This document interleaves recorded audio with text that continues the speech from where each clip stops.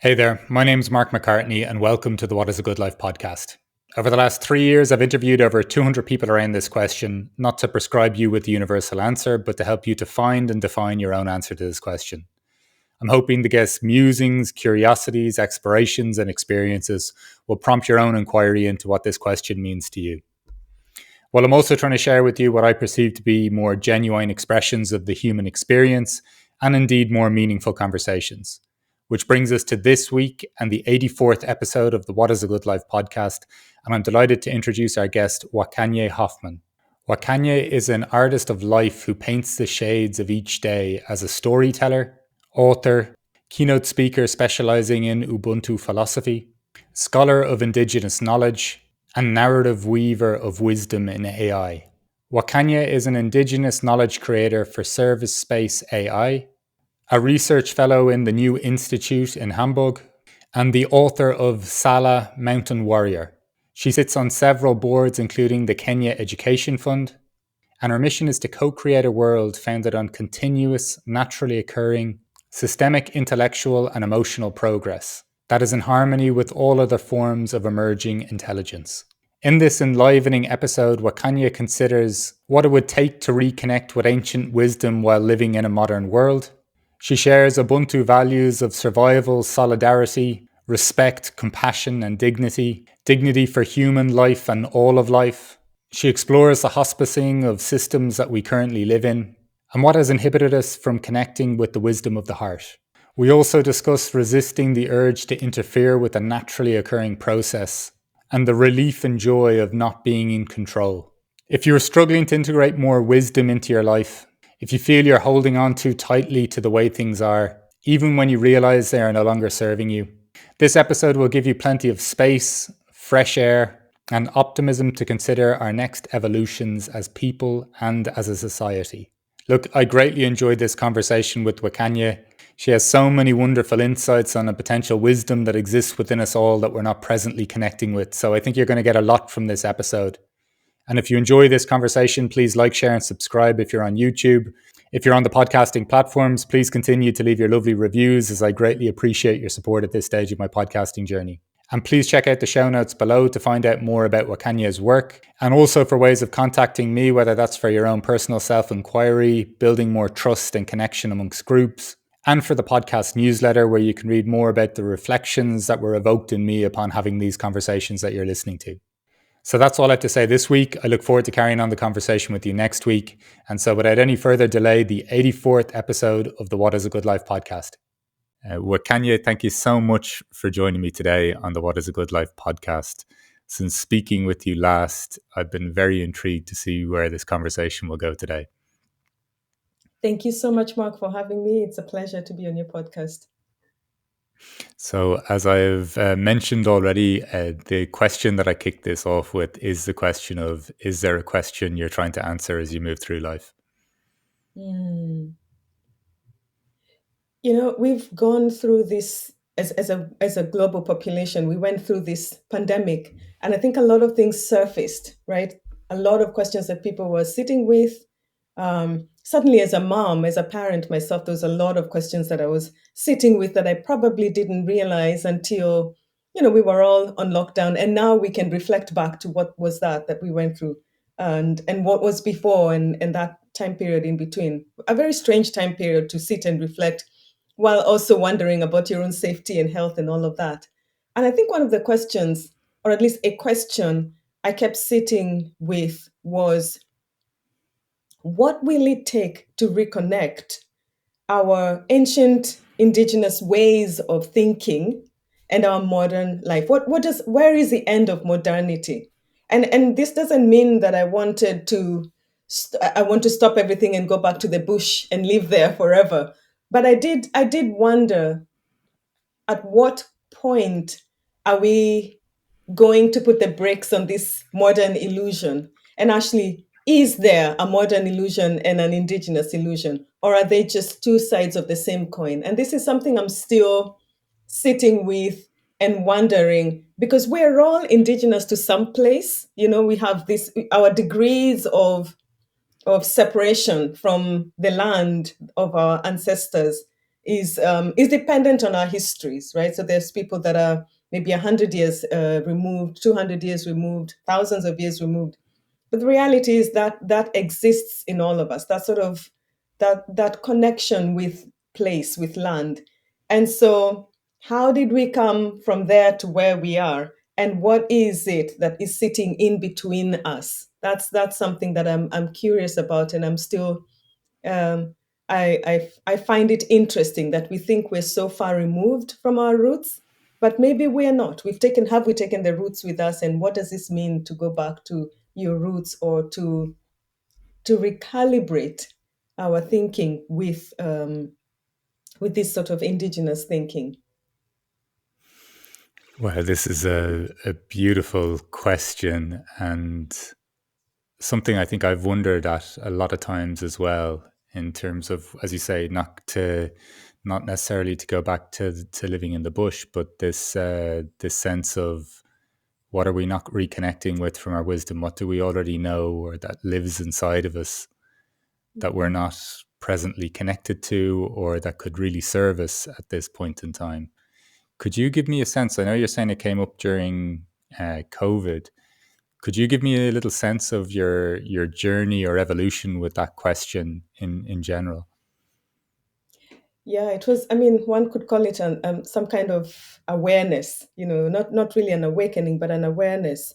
So I've lived. I grew up in Kenya, and I was raised near a forest at the edge of the Ngong Forest, which is one of the oldest indigenous forests in Kenya, probably in Africa. I haven't done that research yet to find out. So a very ancient, one could say, sacred space, right? That's remained intact throughout colonial times, and it actually separated during colonial times. It separated the black Kenyans and the white Kenyans. So there was always that forest was there, and it's a shared space for both groups of people. And of course, now everyone knows it, and those groups are not as separate anymore. And I think growing up like that and having access to such a space, for me, I thought that was natural, that was normal. I thought that was what everyone else was, as a child, you think that's what everyone else is going through. And it was during COVID that I realized that I had had a very different childhood experience where on the one hand, I grew up not too far away from the city as it's coming up, and not too far away from something quite sacred and ancient and prehistoric.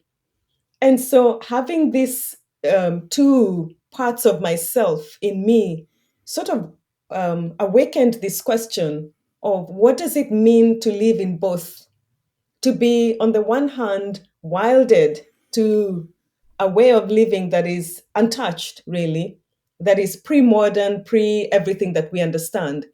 And also to be, so my mind is rooted in that indigenous thinking, and my physical body is obviously existing in the modern jungle, right? So two jungles operating within me. And I found that to be quite a powerful experience as I was watching my own children sort of navigating the digital world, trying to study online and have this virtual schooling.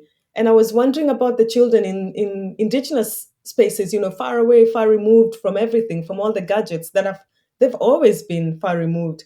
What was this experience like for the world? If you took the world, if you looked at us from sort of a bird's eye view, and you saw all these different ways in which, as human beings, we experience this thing called being human. And here, on the one hand, you have children learning in these devices, and then you've got others out there in the bush completely far removed from this. And as a world, as a population, we were talking about what we need to solve for education, and we looked at it as if it was one and the same experience.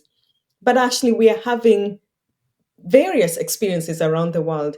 So, this, I realized that I had some kind of role to play in this experience of understanding our indigeneity, even if you're in the modern space, even if you're far removed from that kind of thinking, that you're actually not as far removed as you think. So I found myself really drawn to this question and drawn to this idea of what does it take to tap, to unlock your connection to what really matters, the immaterial, the non-material conditions of being human, while at the same time navigating the material conditions. We unloaded the technology, right? We unloaded everything and we put it out there. So what does it really mean to have that very material, in your face, non-human experience, while at the same time having access or opening up yourself to accessing another internal experience that has always been. So that's that inner wisdom, that inner world, so to speak. And that's really how this question came about for me. So many questions emerging for me when you say all of this. The sense for you of just what you said in the opening, even of a nod potentially to the indigenous illusion or the modern world illusion, and potentially being two sides of the one coin. Could you just elaborate on that a little bit? Mm. With indigenous thinking, I've come to the conclusion that it isn't one way of thinking from a particular culture. So I'm from Africa, of course. I'm from Kenya, and I could say all of Africa is everybody in Africa is an indigenous person, right? They can locate their village where their ancestors settled and were for thousands of years, right? Whereas, in other parts of the world, you might not be able to locate necessarily the land of your ancestors, but you can locate the geographical location of where, the migration moved from. And so, in a way, I think that is a shared human experience. That is, it isn't unique to a particular group of people, but that it is a powerful aliveness that is in all of us that may be something we miss out on when we separate this idea of that's indigenous, that's modern. I think we're always doing this dance of modern, indigenous, modern, traditional, all throughout. And I think it's very rarely that you're only living as one thing and not the other. Right? That polarity, I find it hard to believe. And again, like I said, it has a lot to do with my own childhood upbringing. And I'll tell you why. Growing up in Kenya and being sort of in the modern part of Kenya, I was living in the city, but having access to this indigenous, land. We went to school as all children did, to a very formal British curriculum education. That's what we were getting. But and I say this all the time. We went to school in order to go on holiday to the upcountry to go and be with the grandmothers. So I remember very little of what I learned in these walls of the formal education. And mostly I remember my childhood being those moments in the countryside with my grandmothers and the elderly. And so I think to myself, what an interesting thing to have spent so much time in school and hours in a classroom, in a very formal classroom, but that somehow my mind only recalls this other experience. So there is something to be said about how we experience life, that modernity in itself isn't something that we are aware of. We're part of it, as much as I think our indigenous thinking is actually a part of us, maybe from in a very subconscious way. But because we're inundated with the material world, we are in this financial system, right? We've got to go and make money and have a job and pay bills and all of that. I think there's a tendency to believe that that is the reality. But maybe when you're sitting with yourself, in moments when you are experiencing something that removes you from your daily rhythm, whether it is observing a bird or you walk in a park in the city and you stand at awe at flowers that have bloomed, or something you notice that takes you away from that material world that you are so used to. I think that's when we tap into this indigenous way of thinking. And I think that is the to me that's where the illusion starts to melt and break apart, that we have this material way of thinking and that we have this indigenous way of thinking and that they are separate. They're actually two processes that are one and the same, intertwined and really living within us. And I think awareness, being aware of who you are and what your values are when you're standing there, enjoying that experience of looking at the sunrise or whatever, and at the same time, shopping for clothes or whatever. I think those two experiences happening in the same person say a lot about who we really are. We're not one or the other, we are both. And maybe with more levels of awareness, we can begin to tap into what is this way of thinking teaching me about where I am in this moment? What is this indigenous way of thinking informing me about my values at the moment, right? And that's where we begin to reduce the difference between thinking one way, having this worldview of everything is interconnected, and having this worldview of I'm an individual disconnected from everything. Because I think they're both processes within us, and they're both illusions that we have bought into in order to remain separate. But actually, there is no separation, I don't think. This is absolutely gloriously put. Because I think there can be almost like an oversimplification of we need to reach back in time and almost to dissolve what we are. Mhm. Whereas I think the integration or the intertwining of both is almost like the most fascinating process to go through. Like to not deny what the present experience of modernity is, because it would be disingenuous, right? Like I, even as you were speaking there, I think it kind of speaks a little bit to maybe a little disingenuity in my own processing of that at the moment, in that I'm more interested in a slow way of life. I'm more interested in spending time with loved ones. And moments like you're pointing to there of, taking the dog for a walk and just looking up the root or the bark of a tree, and or just catching the sun and the kind of the shimmering sun and the leaves of a tree. All of these things, almost to the point that I'm a little too cynical of what we're presently creating. So the way you've described it there, I think is absolutely beautiful. And I guess even within that, it's it's almost noticings of both then, really, isn't it? Like it's a sense of, yeah, there's no disavowing or denying any kind of energy in our experience, because once again, I think it would be completely disingenuous of me to say, well, I think a deeper connection is the absolute reality. I live in an entity or a body that seems to remind me of my specific problems or tasks or joys. That is also a felt sense of my experience. Well, think about it.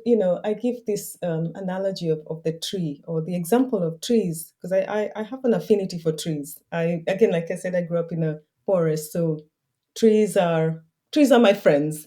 And I think often that a tree grows, begins as a seedling, and it's got an inner world that we don't ever get to see. So actually, what we experience of a tree is the physical manifestation of a tree, the tree trunk and the branches and all of that, and the birds come, and it's getting its sunlight, it's getting it's getting rained on and all of that. But there's a whole other entire internal world of a tree that we will never be privy to. We'll never know, right? We don't know the real inner workings of the root system of a tree unless you dig it up, and then of course now you've destroyed the tree. And I think that's the same with humanity, with us as human beings. We've got a whole other inner world that's going on that often we're actually not aware of, or we take for granted, right? We operate as if we're on a mechanical operation. My heart is beating. I'm not curious about that, right? I'm not at all curious about how much I'm breathing, because I assume, or I don't even assume, I'm beyond assuming that I'm going to breathe well, right?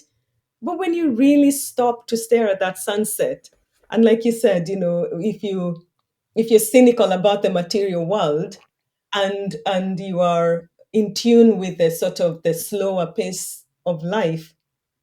At the same time, there is a material conditioning that's allowing you to even experience that, right? I've got to be in this physical body in order to be able to walk through that forest and experience the breathing of the fresh air and, forest bathing, if that's what you're doing, or look at the sunlight, or hear the birds, use all the senses. But then it's the messaging that goes inside. It's an internal interpretation that's where I think the awareness needs to come into, is that there is another world, there's another receiver inside yourself. So there is the physical body that is accepting and receiving all of what's happening outside of yourself and how it's being received on the inside.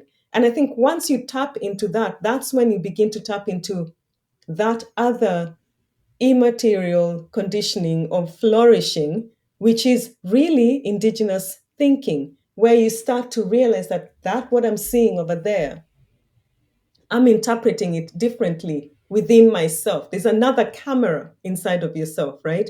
Or that air that I'm breathing, I can actually sense it in myself. I can tell the difference between fresh air and air that's not fresh. But oftentimes, when you're just walking through the city and you're doing your own thing, you might not even be aware of the quality of air, right? You just, again, you assume you're breathing like a normal human being. But it's not until you enter a beautiful, untouched forest and you can tell the difference between the air quality. And that is the internal experience that gives you this realization that you are that nature and yourself are one and the same, that you are interconnected. But you're not, and to your point, you're not going to often get that when you're in that world where you're focused on your work, your job, the things you have to do, right? But when you're in the place of considering what you are being, the difference between being and doing, then you're tapping into this inner world. So that inner world and the material world are actually complementary. But I think it is the receiver needs to be aware of how those two are intertwined and what are the values that create the experience of being a human that is in touch with all that is alive, and being human that needs the material conditioning as well in order to experience all that is alive. Just you've mentioned values a couple of times in this sense. What kind of values come up for you around that, or what kind of sense kind of leads more to this experience in from your perspective? So I talk a lot about Ubuntu, which is this African moral conception of personhood. And Ubuntu for me, and sometimes I get in trouble for saying this because Africa would like to have things that we claim as originating from Africa, and that's okay. And I absolutely agree that we should definitely credit this word, at least, or the experience of Ubuntu, to my fellow brothers and sisters in South Africa, because this is a Zulu word. It came from South Africa and it's still very much alive. The spirit of Ubuntu, of togetherness, can really be felt in South Africa. But to me, and this is based on my own research, doing Indigenous research, this work, I have found that Ubuntu, the word, means being human, but actually it's a placeholder for what we call um, humanity. This idea of our connectedness, mirroring of values, is what we do best as human beings. That a person is a person through other persons, right? That is the sort of the phrase that captures this idea of Ubuntu. That I am because we are. That's also another way of capturing the spirit of Ubuntu. So, from that Ubuntu framework perspective, there are certain principles and values that unlock our shared humanity. And you will find this in all Indigenous communities, Indigenous cultures, and backgrounds that I've at least myself experienced, whether it is with the Navajo Nation in the US, whether it is the Maori, whether it is the Ainu people in Japan, the Sami. This idea of the worldview, the indigenous worldview of all beings are interconnected is very much shared across indigenous cultures. And so, of course, like I said earlier on, all of Africa is one indigenous community with various cultures and linguistic expressions. And Ubuntu as a word has various ways linguistically that it is expressed all across Africa. You could say Ubuntu in South Africa, you could say Umuntu in Zimbabwe, you could say Umundu in my own mother tongue in Kikuyu in Kenya, Utu or Mtu, which is Swahili. So as you can see, it's a word that has been carried along by these Bantu speaking communities across Africa. And there are certain values. There's an actual framework of Ubuntu values that I think is not only unique to Africa, but that these are our core indigenous values that we hold deep inside. There is that seed in each one of us as human beings that carries these values. And those values begin with solidarity, survival, which is the idea of how you can understand your own body's ability to survive this physical world. So a child is born with, all their survival instincts. And so survival as the first value so that's your ability to understand and to harness and to be in charge of your own emotional intelligence, to be in charge of your own physical intelligence, your spiritual intelligence, your intellectual intelligence. So all these intelligences that we talk about, they're actually developed within that early childhood experience when a child is able to experience the material world, right? They're born with no template, with no idea of what this world is. And so you have to learn how to exist in this world. So a child's survival instincts are heightened, right? And then over time, they become tempered down because you learn how to be with others. And that's the second value, which is solidarity, forming relationships with others with whom you have something in common. And so, of course, this humanity, this mirroring, a child is going to form relationships with other children. So that's where the socialization becomes very important. And that's where we form our tribes, right? So there's nothing wrong with being in a tribe because it is within a tribe that you learn how to be with others. You learn how to share, you learn how to care for each other, you learn how to set boundaries with each other and all of that. But we must get outside of that tribal mentality if we really want to unlock this Ubuntu, right? And so the third principle of Ubuntu is respect, and respect comes with equality. So it's being able to respect each other. So you formed your little tribe and you understand each other and you're all in it together. But then you start to respect each other's boundaries, each other's experiences with the world, right? And that's a really important value because, and I think we're not there yet as humanity, right? That's why we have all these differences, the gender differences, the men versus women, and the race, this color and that color. That's where we really are at in my own thinking when we think about the world. So, from respect, we must move away from that to compassion. We've been talking a lot about compassion, we've heard a lot about it, but I think we must understand what respect really means.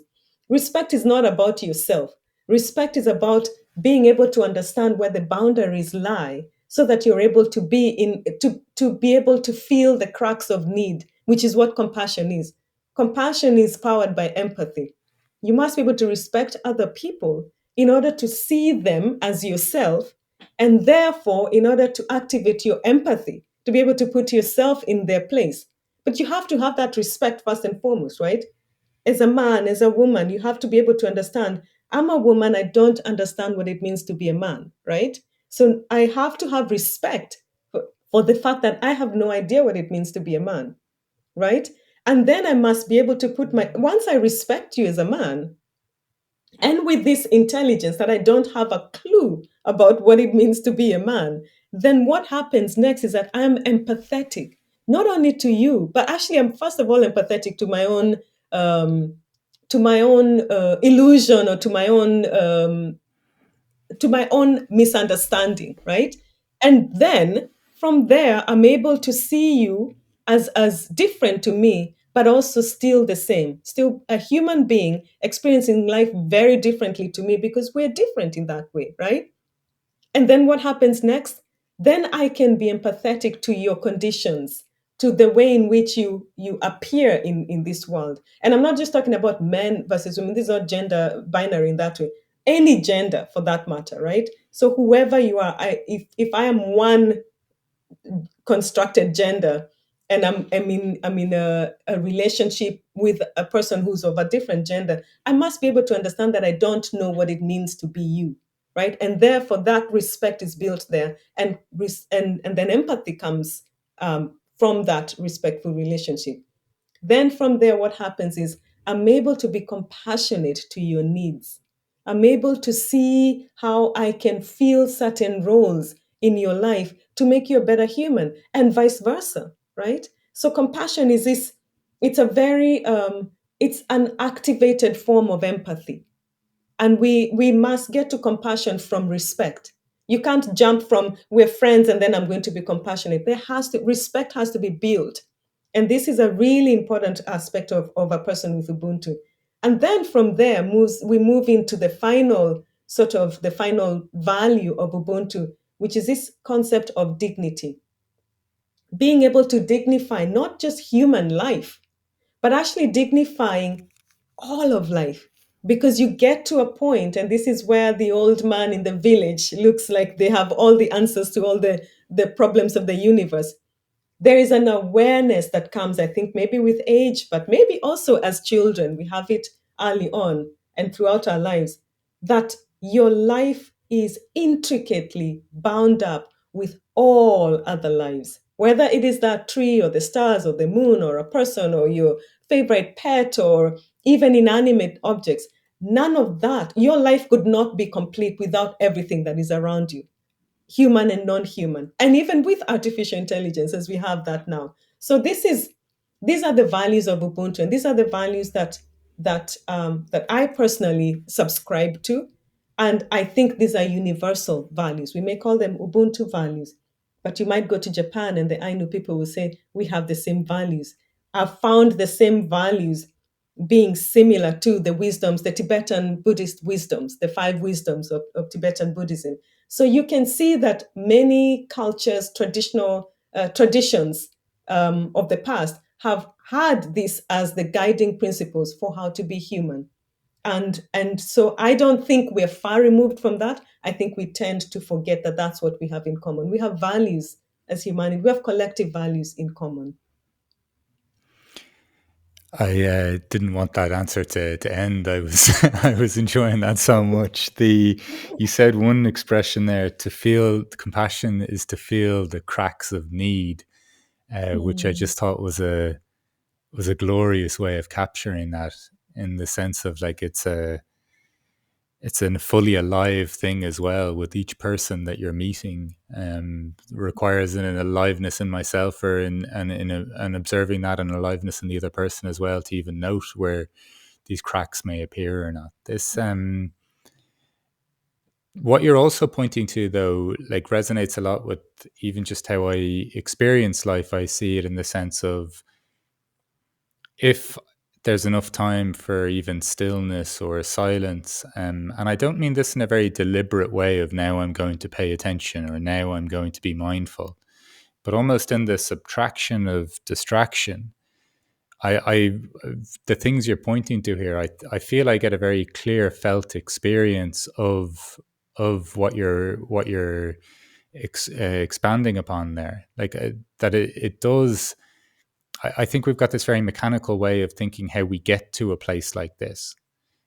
I'm experiencing that this is just something, actually, like, there's a natural unfolding or a natural noticing or connection within us, as long as we just create enough space, which I guess to me feels like a little bit at odds at times with our busyness of modern life, or with the not just the speed of it, but the sheer number of places our minds can be at the one time. And how do you kind of perceive that, or sense that opening for this wisdom to come through in what can seem like a busy enough modern life? Yeah, I agree with you. And of course, coming from a place of parenting, that's a huge Yeah. concern, seeing the busyness and what we've exposed children to for the last several decades, really. However, I'm hopeful and I'm actually quite optimistic. I think humanity has been, as with everything else, as with all species, we are an evolving species, right? And if you can think of everything as being part of an evolutionary system, then I know that there's a beginning and an end of each cycle of evolution. I think that if we can look at the so called financial capitalist system, the evolution of it, we are looking at the hospicing of it. We're at the ends of this so-called capitalist system or the classic capitalist system, and which has actually activated all these issues that you're laying out here, the busyness and the lack of focus and attention to what is within us. And it is no surprise that we're having this conversation. It's no surprise that this conversation is happening everywhere else, where now we're considering what it means to be human and what are the inner development goals that we have to now develop in order to become self-aware. And the word community is coming up more and more in conversations, where we are trying to figure out, what does it mean to be in community? What is a good community? What are the values that make up a community? And we're no longer looking at ourselves in communities of like-minded people, although that's where we are, right? In our social media and all of that, we're in these silos. But I think we'll get out of that. I think we'll get tired of talking, of having conversations only with people that sound and look like us, well, then we would be interested in hearing what else doesn't sound like me and why is that? And so I think if you look back historically to humanity, these values of Ubuntu that I'm talking about, they're not so far removed from, say, 2 or 3 or 4 generations ago, where people were living in smaller communities, where people were living in they understood their place, in the physical location where they were. And then, of course, we built these urban centers and we grew out of that and grew into the cities and grew into a whole other financial system that dictates our time. 8 to 5 is a working time, and school is from this time to this time. And these are the amount of years that you have to spend learning a certain thing. There was no end to learning, for example, just, 3 or 4 centuries ago, where a trade was something you learned for the rest of your life. So I think that we are kind of we've gone up the hill of that very sort of, I hate to use the word toxic, but it is really the toxic side of capitalism and the financial system that has rendered us incapable of engaging with our heart's intelligence. And now we're looking back and thinking to ourselves, well, hang on a second, I have all these feelings that I've not really dealt with. I've got all this trauma that maybe I need to sit down with and wonder about. I've got this impulse to react in a particular way that isn't pleasant to others, and also we can look at the world itself, the kinds of conflicts that we have, or the wars that we have, the education system that is failing our young kids. All of these, we're calling them, sort of the polycrisis. It is a reflection of our evolution. We are at a tipping point where we now have to bust out of this cocoon that we've created, this illusion of money will solve every problem that we have. And we are being called somewhat, by the life around us, to grow out of this mold that we've set up for ourselves as a modern society. And there is the fear to grow out of something that you're used to. And so I think that is where we're at. We're resisting the growth that we must do no matter what. But we're no longer comfortable in the cocoon, right? So it's the caterpillar before it bursts out of the cocoon. I'm sure it's no longer comfortable in that space. No matter what it does, it must, burst out and fly. So what's it going to take? Whose hands are we going to be holding And who are we going to be seeking help from in order to actually get out of the crack? Once the cracks are cracking, right? The cocoon is cracking. So how do we get out? And it's a question of how do we get out with full knowledge that courage to understand that we are capable of going through this human evolution, the next step of being human. And I think, to me, that is both exciting and frightening, but I'm also aware that it's an evolution and maybe has happened in the past. But I think this is where we're at, and we must admit and accept that we are continuously going to be in this process of evolving. We're not there yet. So Ubuntu actually is the word itself means being human. It's a process. There's not an end to being human. We are continually going to go through this process of becoming better versions of ourselves and finding what that potential is that creates these conditions for us to become better at being human and connecting with each other. I think that's a lovely kind of observation on where we presently are, in the sense of, because I perceive it from my own personal experience, but I also feel it from other people, even if they're not looking at the world the same way I am. Just even in the sense of the constraints of systems, and even just when you say things like you're going to learn something for these 6 years, as if learning stops, like, or as if Mhm. becoming stops, like, or that you're going to work between these hours and that's when your peak attention should be, even if it occurred for somebody else at different times. Like, there's something, it feels to me like that there's like a very rigid system put on top of what is a very natural world, like an undulating world, a pulsing world, a vibrant world. And I think the way you've categorized it there, it's really nice from the point of view that it's just an awareness that we evolved into this and we've moved in this area. But now, surely, just by not even just the wider trends in society from a mental health or a physical health or loneliness or anything like this, but just our felt connection towards life. Like, I find it, aside from what the kind of obviously troubling trends could be, I also just find it a little bit sad that I don't meet many people that either give me a strong sense that they're fully alive to life, or they feel at home in their own life or at home in this world. And I think even from that, not to be so in opposition to anything, but I think that's very telling. Like, do you feel at home in your body? Do you feel at home in the world? And if the answer is no to those, like, well, what have we all done to contribute to that? Because it is, as you say, like, it's all completely connected. Look, I look at children. Again, I'm going on and on about kids, but I look at children, and I've raised my children in eight eight different countries now on four continents. And children are all the same. They come out the same, curious, with equal amounts of curiosity, fear, and courage, right? They're curious about the world. They're afraid of what is out there. Everything is new and different, and that creates a lot of fear. And then they're courageous enough to try and discover what that means to them.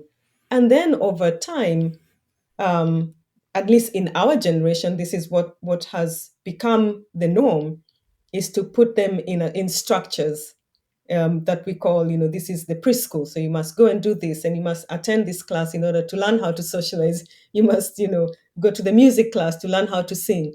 But actually, all of that happens naturally. No matter how many classes you put yourself in, no matter how many courses you take, you're still going to be inclined to follow the thing that feels most resonant with your heart's desire and understanding of the world and what you're really in tune with. And I keep talking about this.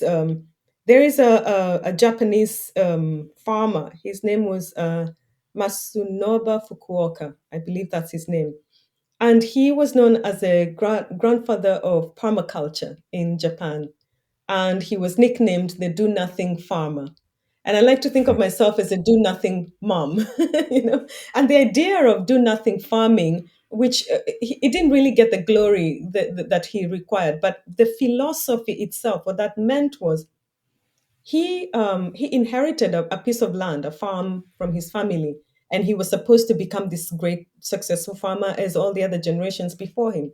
But he thought this is a lot of work, this farming, this tilling, this all of that. And he decided to do nothing to the farm and see, just as an experiment, see what grows, what wants to grow, what emerges from the farm.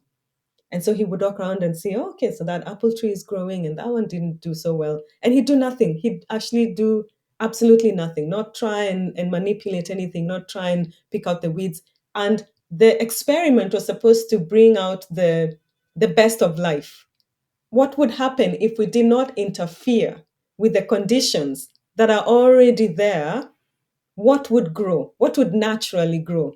And I think this is what's going on with us at the moment, with this generation that we're in, is that we've been conditioned to think that we must tamper with everything, we must manipulate everything to change conditions so that something better might grow. But we don't actually have a definition of what better is. We don't have a goal, right? At least when you're climbing a mountain, you know that I will climb up the mountain, and when I get to the peak, I will see the rest of the mountain ranges. There's an image in your mind of what that beautiful view is going to look like. Maybe you've seen a picture of it or whatever.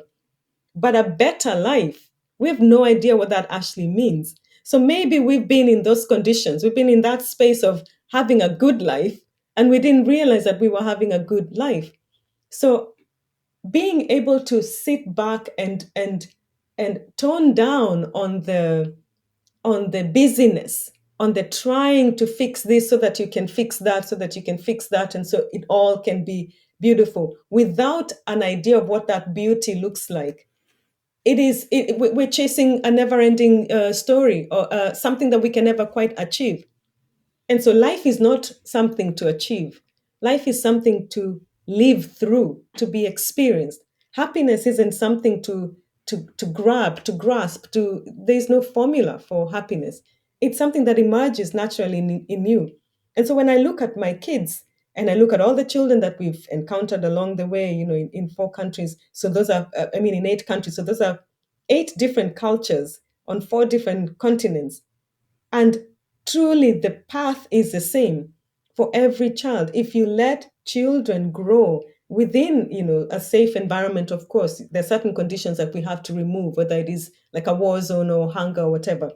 But in general, without those extreme negative conditions, if the conditions are natural, what needs to emerge will emerge. And in fact, beauty will come out of that. The most beautiful children will grow out of that. The most clever children will grow out of that. The most amazing philosophical concepts will come out of the mouths of babies, of children. And so if if that's what we are lacking, then maybe that is what we're seeing as a product of the kinds of people that we're encountering, or the kinds of people that we've become, that we've forgotten how to sit with ourselves and not manipulate ourselves to become something that we're not, and actually learn how to do nothing long enough in order for something to emerge. And I think there is some joy in that, and a sense of relief in knowing that you're not in control of any conditions, but that the only thing you're in control of, really, truly, is your own sense of yourself, is your own ability to make choices that are good for yourself and others around you. So having that ability to think internally, to feel internally, is truly the only thing that you are really in control of. And then everything else that happens emerges as it is. It is not an accident that you and I are having this conversation. We somewhat made this happen, but there's so many conditions that led to this, that may have caused this to backfire. So having that trust and that knowledge that you're not ever really in control of anything, there is a sense of joy there. There's a sense of relief and happiness. And I hope that that's where we're going into in the world, because it's everything else is so extreme. We may as well slow down and really do nothing. Yeah. I think though that there's a really strong link for me between a sense of trust and a sense of aliveness, because the aliveness almost comes from the trust in just the unfolding of whatever will be will be. When I think of, I have an 11-month-old daughter now, and prior to her arrival, for whatever reason in me, and this may sound a bit ignorant to some, but I didn't read any books. I had some conversations with people I respected just about their experience of having children, but the whole process for me has been just watching a flower grow almost. And, you know, coming with the very simple, almost principles: if I'm present and if I pay your attention, that everything will be fine.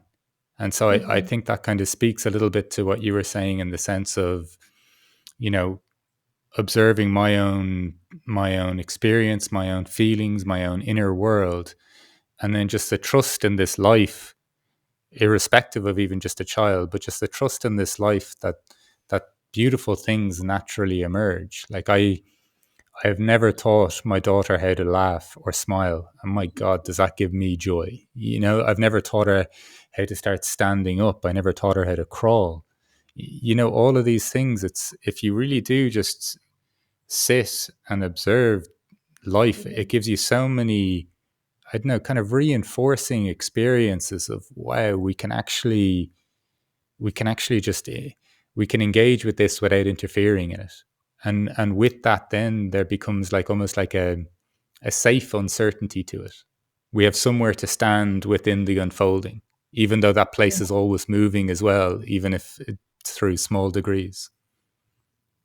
Look, the most important things of the growth of a human being, we are not in control of at all. Like you mentioned with your daughter, I look at my own children. I don't know when they grow taller, right? But yet we see that. You can put a Yeah. camera, you can put a camera in in the baby's crib and you'll never see them growing taller or, their fingernails growing or any of that. And yet we try and control everything else. Everything Yeah. else. And the most important things we actually have zero control over. So I think there's something, something has happened over time. Maybe it's and I go back to Ubuntu again. Maybe it's that fear of not being able to survive the physical conditions that then has influenced over time our understanding of what interconnectedness is. And so trust is a big part of this, and forgiving ourselves really for not knowing enough about anything is also a part of that trust, building that trust with each other, and being able to see that the other person also doesn't know as much as they claim to know, and forgiving them for thinking that they know too much. So there is that forgiveness, trust, courage. Being human requires us to be so humble to our smallness, and at the same time be at awe with our potential to be Mm. magnificent, right? And understanding that there is something that we could potentially become. And yet here we are, we know so little. I think that spectrum is where we need to be operating in. And when we're in that space, we cannot help but be joyful. You cannot help but be in communion with others, because you're constantly trying to figure out from each other, are you having the same experience that I'm having? Are you finding this little illusion that I'm in, the me illusion, as funny? Is it as funny for you as it is for me? And through that, then we can be able to let go of some of the things that we think we're in control of. And I think that to me speaks to the sense of really just for us to get out of our own way, like for us Yes. to stop being resistant to either the flow of life or the natural development of life. Because whether you're watching your child's fingernails or not, my God, do you notice when you haven't cut them frequently enough? By the Yeah. way, We only notice the negative things and then we think, oh, I need to control that. And then we start paying attention to that rather than waiting for the moment. Again, like I said, it's compassion. Compassion yeah, requires us to notice the cracks that need to be filled, not to jump in and anticipate them before they've actually happened, right? yeah, So we might be destroying the beauty that's out there. It's a bit like, are you a gardener? Because I love gardening. And if you love being in the garden, and I'm not a very good gardener in the sense that I'm not a classical gardener. I'm not out there pruning and prodding and taking things out. I'm actually a bit like the Japanese gardener, the do nothing gardener. I love being in the garden, to look at what's growing, and I think to myself, oh, that wasn't there last spring, now it's there. So what do we do? Is this a weed? Is this, is it a good thing, or is it poisonous? Should I be worried about this? And I think being able to notice, just to pay attention enough to know when the need is, that's preparation. Success comes from being prepared. When you're prepared enough to act in the best interest of yourself and everything else around you, you'll naturally notice where your help is needed. But when you're not prepared, so when you're not internally prepared, and you're not paying attention to your own internal system, then you are outside of yourself, right? And you're in front of yourself. And like you said, I love that phrase of, get outside of yourself. Get outside of what is in front of you and tune in to what is inside you. So you can hear the calling, right? When you're called to help something, when you're called to cut those fingernails, you'll notice it. You still cut the fingernails, but it's the intention. It's how you came to that decision. If you came from it from a place of fear, oh, I've got to cut my child's fingernails, because they might scratch themselves. So then you're focusing on that continuously. It can become something. It can become something dangerous to your own self, right? As a Yeah. parent. Whereas, it's just cutting fingernails. Just cut them when you need to. Yeah, absolutely. I think there's something really beautiful you said though too, just even in the noticing or simultaneously noticing our smallness almost, and then the huge capacity of our potential, and Mm. for that not to be some regular like stick to beat ourselves with, but just like to kind of sit in the awe of like wow, and even reflecting on my own behavior in any given day where I could see such compassion, and then maybe another moment where there was a lack of compassion, and kind of just even look at that again and kind of go wow, there's such a wide range of my own human experience here. And as you say, I think that ties in so nicely. If we're able to share that inner human experience, there's very little that connects us more than that, like, or even just an acknowledgement of that. And even the sense that you're pointing to as well of just that this is a, like, the more you just observe, just even how you notice the garden, like that becomes such a beautiful metaphor, I think, even then just for life. And Mhm. knowing that certain things maybe need space to emerge or not, knowing that it will happen irrespective of whether you're a very busy gardener or if you're just letting it be. And I think all of that is preparation for meeting the moment in life, or for meeting the other human in life, or even having an appreciation for the ebbs and flows of life. Look, just between everything like this, there's so many kind of gorgeous pointings to here that you've been saying, whether it's even just this awareness of an indigenous illusion, a modern illusion, the intertwining of both, the standing in both, the awareness of just the movements of life, the fluctuations of life, maybe that we're not in total control of it, the ideas of these values, whether it's survival, solidarity, respect, compassion, and dignity. There's been so many glorious things that I feel contribute to our sense of a good life, and maybe even what will point to a good life beyond what we step out of the cocoon and into. Just Mhm. very, very intrigued to hear your take, Wakanya, on the question of what is a good life for you. A good life, I've come a long way to responding to that question.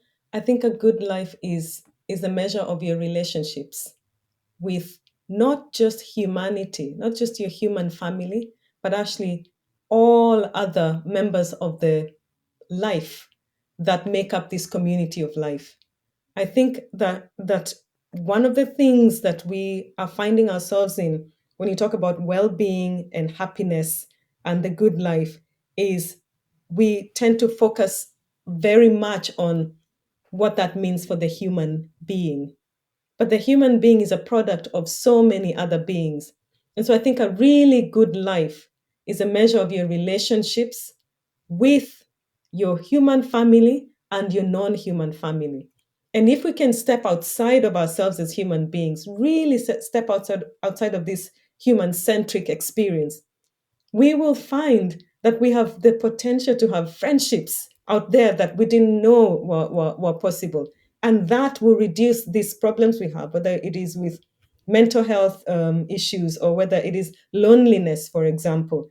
That if we can step outside of ourselves, and here I'll use a very Native American term, which is all our relations. If we can step outside of ourselves and into all of our relationships, all our relations, or all our relatives out there, then we will have a good life, because there is so much out there. There's so much of the human experience that is hedged and hinged on other experiences, whether it is the trees around you, the birds around you, the moon, the stars, the sun. All of these are members of our family. And I think that is where the good life is, really. Yeah, just I couldn't agree more with that. And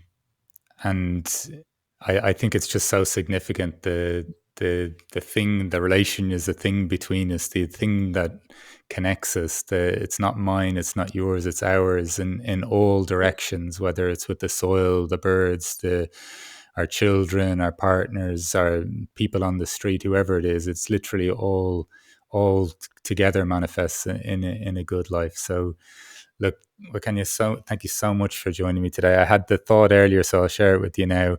While you were talking about the air in the forest or the air in the city, this whole conversation to me, it's felt like a breath of fresh air. So thank you so much for that, and thank you so much for joining us on the What Is a Good Life podcast today. That's amazing. Thank you so much. And I'll be thinking about the air and the soil and how beautiful it is to be in touch with that more and more often. Thank you so much, Mark, for having me.